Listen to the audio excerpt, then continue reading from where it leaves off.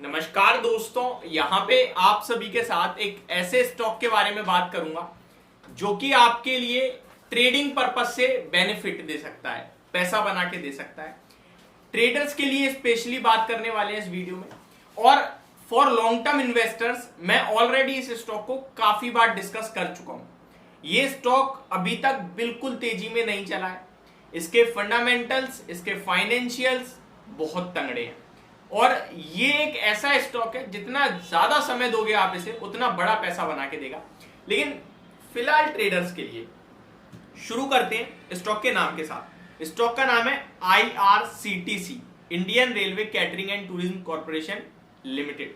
अब इस स्टॉक का जरा चार्ट ओपन करेंगे ना आप, तो आपको दो तीन चीजें दिखेंगी बहुत ही अच्छी अच्छी। पहले तो इसका टेक्निकल बेसिस पे चार्ट पैटर्न अगर आप देखेंगे और 3 महीने का चार्ट ओपन करेंगे तो आपको दिखेगा एक बेस, और वो 3 महीने में बेस है स्टॉक का 610 का, जो कि स्टॉक ने लो लगाया था 19 मई 2023। उसके बाद स्टॉक ने हाई लगाया 667 का, फिर गिरावट हुई और स्टॉक ने लो लगाया 615 का। वहीं कंसोलिडेशन दिखाता है 615 का लो आपके लिए लगा है 10 जुलाई को, फिर कंसोलिडेशन दिखाता है और कल के सेशन में एक तेजी बनी जहां स्टॉक ने 630 के लेवल्स आपको दिखा दिए। तो आप एक तो इसे डबल बॉटम फॉर्मेशन कह सकते हैं, सेम लो लगाया अभी ऊपर जा रहा है, और 6 महीने का चार्ट ओपन करोगे आप हेड एंड शोल्डर का ब्रेकआउट होते हुए दिखेगा आपको।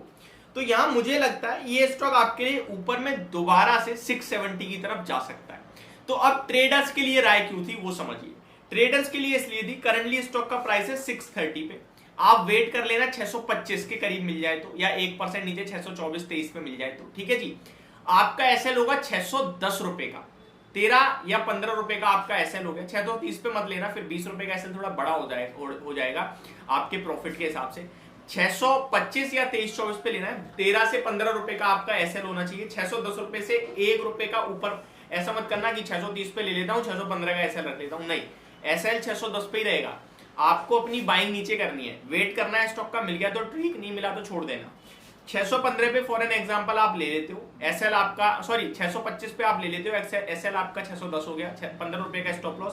पहला टारगेट आपका बनेगा 640 का, 25 रुपए से 40 हो गया, 1:1, 15 रुपए का टारगेट, 15 रुपए का एसएल, 1:1। उसके बाद ट्रेलिंग में आपका टारगेट बनेगा 660 का, 660 रुपए का, और फिर स्टॉक ने अगर 660 ब्रेक करा तो फिर ये बड़ा ब्रेकआउट होगा जहां पे स्टॉक आपको काफी ऊपर की तेजी दिखा सकता है, जिसके बारे में मैं अभी बात नहीं करूंगा क्योंकि वो ऐसा लगेगा ये भी हवा में बात करने वाला लेवल्स है। अब एक चीज और मैं आपको बताना चाहता हूं, 9 अगस्त को कंपनी के रिजल्ट्स आने वाले हैं, उससे पहले एक्शन में आ सकता है।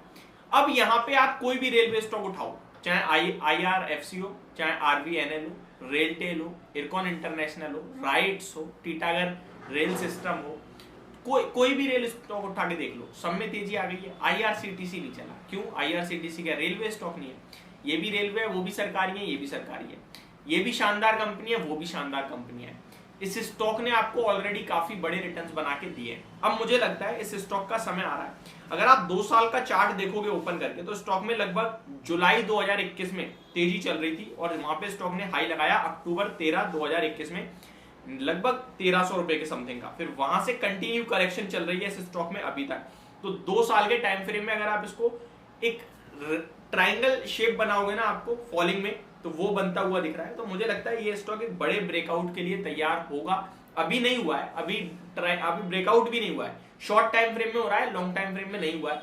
तो मुझे लगता है ये स्टॉक आपके लिए बड़े समय में भी, निवेशकों के लिए भी पैसा बनाएगा। उसके पीछे के 2 रीजन है। पहला तो काफी करेक्शन में मिल रहा है, 50 के पीई पे आ गया है ये स्टॉक, और इसको इतने वैल्यूएशन तो मिलने ही मिलने हैं। आपके लिए कंपनी के फाइनेंशियल ग्रो कर ही रहे हैं।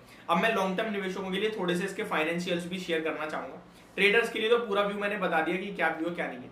फाइनेंशियल्स की बात कर लेते हैं कंपनी के। रिटर्न ऑन इक्विटी देखेंगे तो 45% का है, रिटर्न ऑन कैपिटल एम्प्लॉय 59% का है। कंपनी के प्रॉफिट की बात करें तो सितंबर क्वार्टर में 226 करोड़ का, दिसंबर में 256 हुआ, करंटली 279 करोड़ का मार्च में पेश करा है। अब इसके 9 अगस्त को नंबर आएंगे। अगर ईयर ऑन ईयर बेस पे देखें तो मार्च 20 यानी कि FY20 में कंपनी का प्रॉफिट 513 का था, FY21 में 187 करोड़ का रह गया क्योंकि कोविड आ गया, सब बंदी हो गया था। FY22 में वापस जंप करा, 664 करोड़ का प्रॉफिट हुआ, और FY23 में 1000 करोड़ का प्रॉफिट हो चुका है। कंपनी की कंपाउंडेड प्रॉफिट ग्रोथ 5 साल की 35% है, 3 साल की 24% है, टीटीएम बेसिस पे 48% है। स्टॉक का प्राइस 5 साल में कुछ भी नहीं, 3 साल में 33% चला है और 1 साल में तो माइनस में है। तो यहाँ वैल्यूएशन का अभी गैप हो गया है मुझे लगता है, इसके फंडामेंटल, इसके प्रॉफिट में और रिटर्न्स में। तो अब उसको ये फुलफिल करता हुआ दिखेगा आपको जल्दी ही। शेयर होल्डिंग पैटर्न में प्रमोटर्स घटाते जा रहे हैं क्योंकि सरकार ओएफएस के जरिए बेचती जा रही है, पब्लिक का बढ़ता जा रहा है। पब्लिक के पास अभी 20% का स्टेक है, डीआईआई के पास 9.92 है, एफआईआई के पास 7% है और प्रमोटर्स के पास 62% का स्टेक है। तो ये मेरी तरफ से स्टॉक लॉन्ग टर्म और ट्रेडिंग पर्पस से खरीद रहे हो तो स्टॉप लॉस के साथ आप लेना जरूर। तो ये मेरी तरफ से आपके लिए वीडियो थी, होप आपको समझ पसंद दोनों आई होगी। Thank you so much for watching this video, have a great day guys.